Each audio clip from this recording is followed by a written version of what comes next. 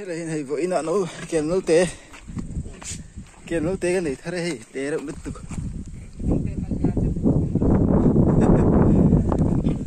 apa nè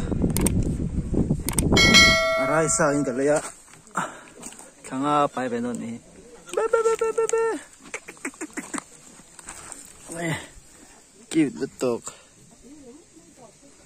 anu nè kêu té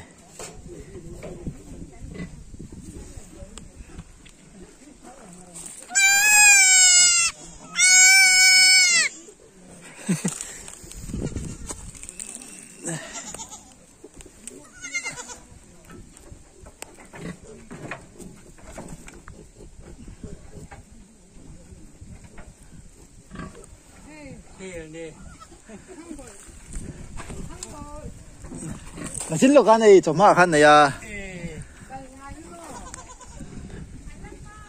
chấm lúc khăn này piang ăn nuôi à cả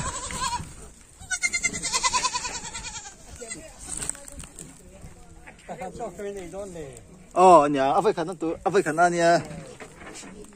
áp khăn này nó trâu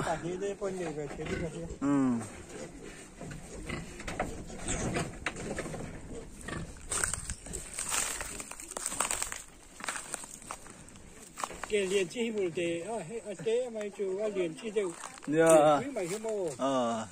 mà đi tế là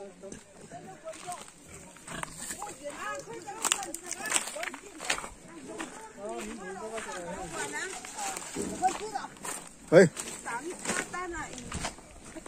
chúng là các thằng ô thì cái sân rọ ở lại khai ở lại tụi lại à lại chỉ chụp phút à vậy thì tốt mà mấy mà khai những cái này đó là ê bị tụt rồi lên bung con lên ô nhưng cái đầu con nhẹ đâu nhẹ ô phải là phụ sự sao đầu con nhẹ đâu nhẹ ô lên ơi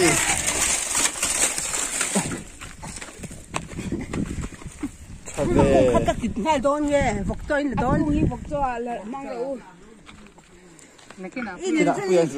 이는 타니 포린 타는 거 뒤에 알아도 하는 게 tiếng gì đi rồi